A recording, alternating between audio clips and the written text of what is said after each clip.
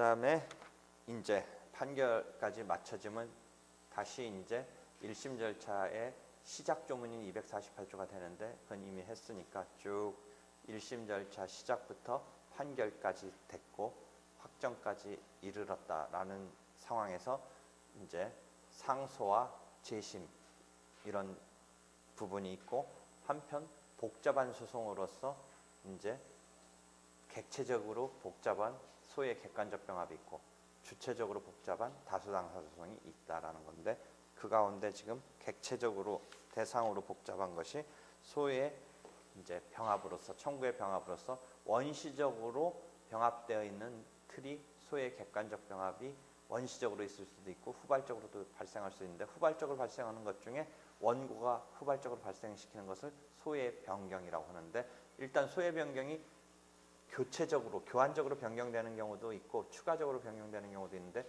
교환적으로 변경되는 것은 부소를 취하하고 신소를 제기한 꼴로 되면서 다시 이제 단독의 소송 형태로 들어가긴 하지만 하여튼 추가적 변경을 상정한다면 소의 변경에 의해서 이제 복수의 청구가 후발적으로 객관적 병합이 벌어지는 거고 피고 입장에서는 반소를 제기하면 원고의 본소에 대해서 관련관계가 있다든지 원고의 본소에 대한 방어 방법과 관련관계가 있어가지고 반소를 제기할 수 있는 요건이 충족돼서 반소가 제기되면 원고의 본소와 피고의 반소가 후발적으로 객관적 병합이 벌어지는 것이고 한편 원고든 피고든 중간 확인해소라고 해서 어떤 선결적인 쟁점에 대해서 그럼 이런 중간 확인해소가 나올 수 있는 게 저번 때 한번 설명했듯이 중복제소 또는 기판력에서 설명했는데 소유권을 전제로 소유권을 바탕을 두고 뭐 인도 청구를 했다든지 했을 때 인도 청구권 자체가 소송물이고 해서 소유권 그 자체는 확정되는 것에 있어서 기판력이 발생하는 것은 아닌 것이기 때문에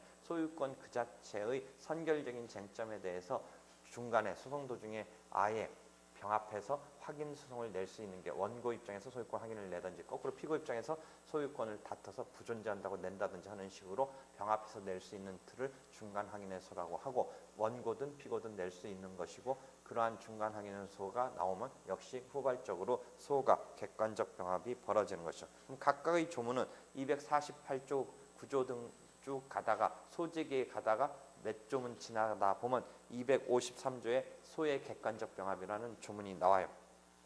그 다음에 조금 더 지나가면 262조에 청구의 변경이라는 조문이 나와요. 그 다음에 그 다음에 가보면 중간 확인해소라는 조문이 나와요. 그 다음에 또 몇 조문 띄면 269조에 반소라는 조문이 나와요. 이게 소의 객관적 병합이라는 것에 좀 관련되는 조문 등인데 소의 객관적 병합은 그러니까 조문이 하나에 이렇게 모아가지고 하나의 항목이 있는 게 아니라 어디서 나오냐면 소를 제기하면서 원시적으로 병합되는 틀로서 이렇게 소가 소장이 제출된다 뭐 이렇게 하면서 253조 쪽에 객관적 병합이 있고 그 다음에 변경시키는 게 262조쯤에 있고 그 다음에 중간 확인해소가 264조에 있고 그 다음에 피고가 반소로 내는 게 269조 등에 있으니까 그 따로 항목이 있어서 나오는 게 아니라 248조부터 소의 제기 1심 절차 그 부분 시작하는 그 초입 부분 어디서부터 조문이 이제 복수의 청구라는 관점에서 청구가 복수로서 제기된다든지 후발적으로 복수가 청구가 된다든지 소송이 제기되는 형태가 되니까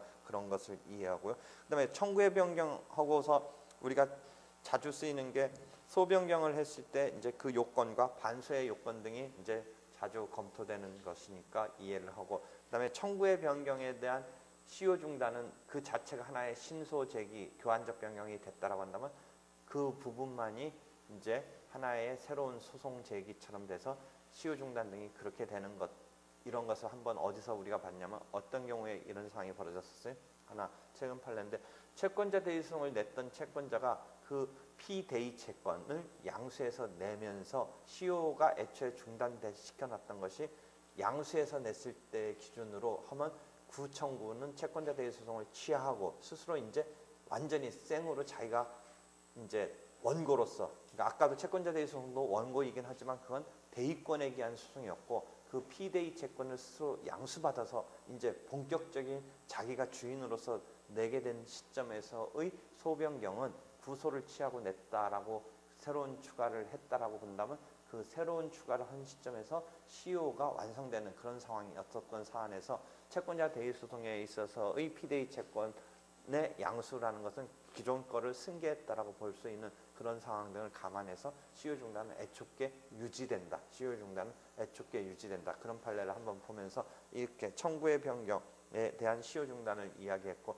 또 이런 아예 CO 중단 나왔을 때 항상 문제가 됐던 게 피고의 경정과 당사자의 표시 정정에서의 문제도 등장했었죠. 그럼 다시 들어가서 소외 변경하고 반서에 있어서의 이 조문을 보면 요건을 조문에서 찬찬히 구별해서 본다면 소외 변경은 262조고 반서는 269조인데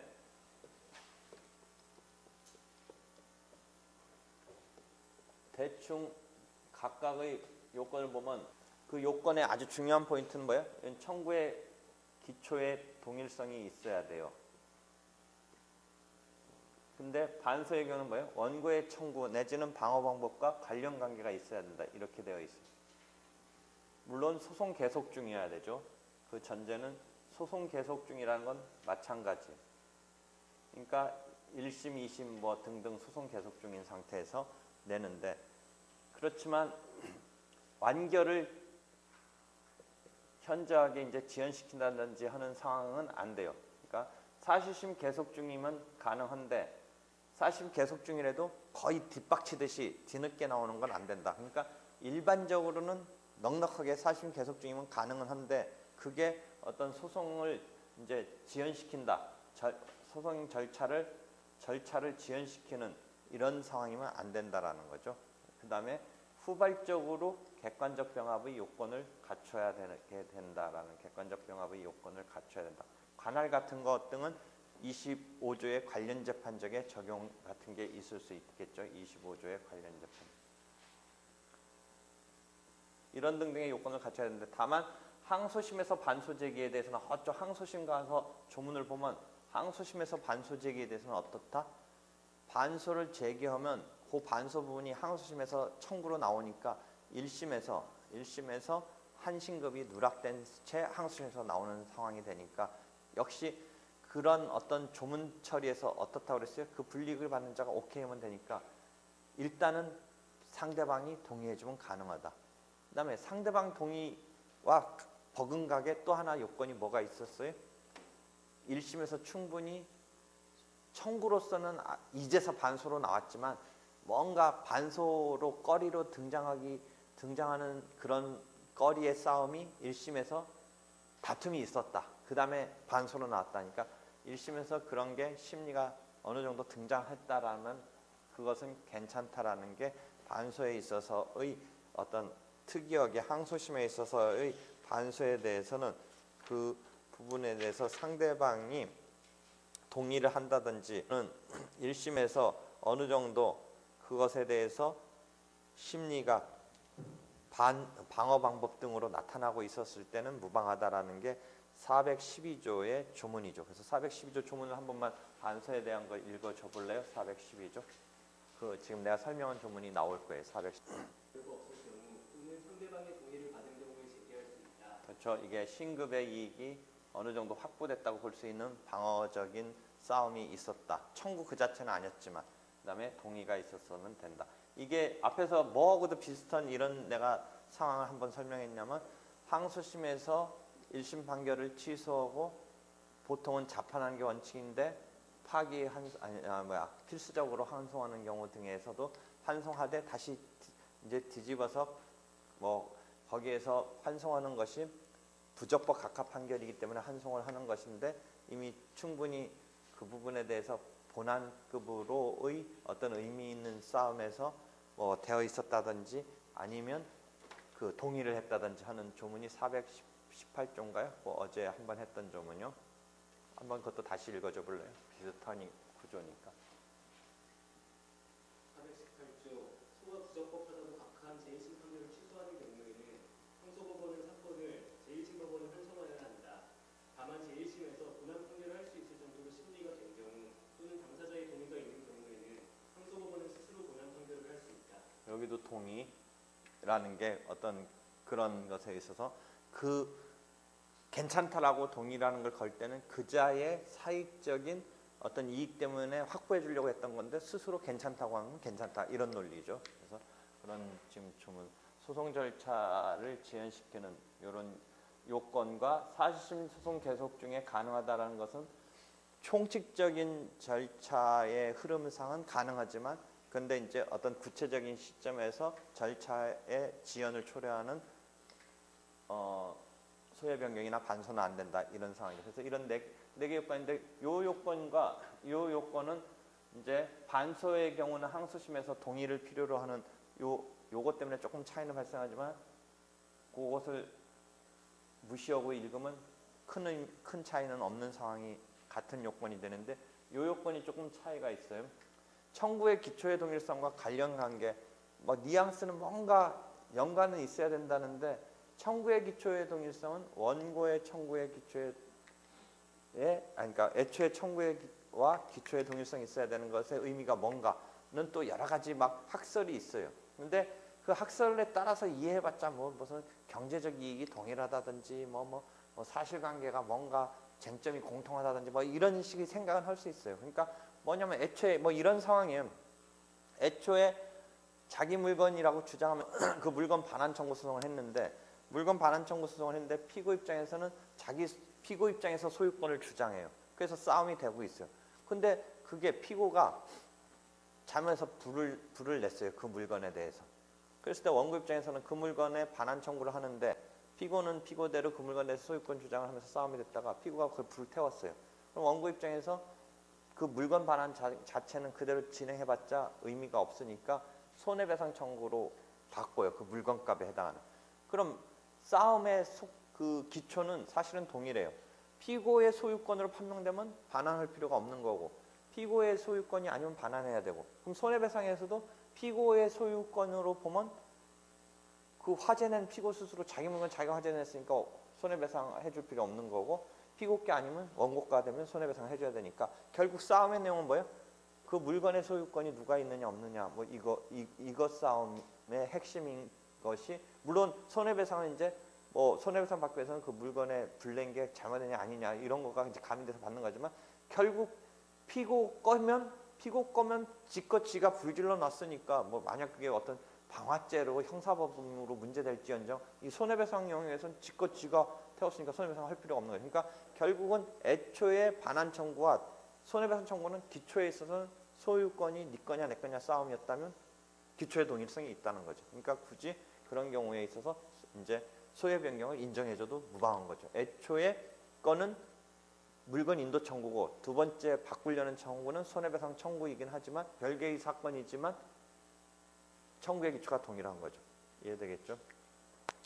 별개의 소송물이라는 것을 전제로 하는 개념이에요. 동일한 소송물이면 뭐예요? 소외 변경이라고 그래요? 아니면 공격방어 방법의 변경이라고 해요? 그러니까 동일한 소송물 내에서는 소외 변경이라는 개념이 나올 수가 없죠. 공격 방어 방법의 변경이죠. 그래서 결국 그러면 소외 변경이냐 공격 방어 방법의 변경이냐는 또 소송물을 어떻게 포착하느냐에 따라서 나뉠 수도 있는 건데 우리는 지금 이제 실무적인 감에 보니까 구소송물 이론만 전제로 막 얘기하는데 만약에 신소송물 이론 막 이런 학설적인 것을 투입하면 사실은 어떤 상황이 소송물 이론에 따라서 소송물을 달리 포착한다면 이게 소변경이 될 수도 있고 아니면 공격 방어 방법의 변경이 될 수 있어요. 예컨대 어음 채권 그 자체로 청구하는 경우와 그 원인 채권으로 청구한다. 이런 상황 한번 설정해 보세요. 애초에 무슨 외상대금이 있는데 어음을 발행했다. 그럼 어음 발행 건으로 청구하는 경우와 그 원인 채권인 외상대금 채권은 실제로는 별개의 채권으로 봐요. 근데 소송물 이론에 따라서 신소송물 이론을 아주 충실하게 한다면 동일한 소송물로 볼 수도 있어요. 동일한 소송물 사이에서 어음 채권과 원인 채권을 구성한다라고 보면 그건 공격 방어 방법을 뭐 수정한다, 변경한다, 추가한다 이런 개념이 되는 거고 그걸 구소송물 이론적으로 본다든지 별개의 소송물로 본다면 소외 변경의 영역이 되는 거죠. 이해되겠죠? 그러니까 일단은 별개의 소송물을 전제로 하는 것이 소변경인데 별개의 소송물에서 좀 아까 같은 경우는 예컨대 그 인도 청구와 손해배상 청구는 별개의 소송물이지만 기초는 그런 케이스에서 좀 아까 화재로 태웠을 때의 그런 상황에서는 기초는 동일하다라고 볼 수 있는 거죠. 그렇게 해서 이렇게 기초의 동일성을 이해하면 되는데 관련 관계는 요거보다는 조금 넓은 관계로 원고의 청구와 관련 관계 또는 원고의 청구에 대한 방어 방법과 관련 관계가 있어야 한다. 그러면 예컨대 원고 부인으로부터 이혼 청구랑 남편으로부터 이혼 청구는 일단 두 개는 별개의 사건인데 관련 관계가 있는 거죠. 이혼 원인에 있어서 그러니까 부부 관계 이혼 원인은 틀리겠죠. 부인의 입장에서는 남편이 뭐 폭력을 행사했다든지 할 거고 남편의 입장에서는 부인이 뭐 외도를 했다든지 이렇게 돼서 원인은 틀리지만 혼인 관계를 해소한다는 점에서 관련 관계가 있는 거죠.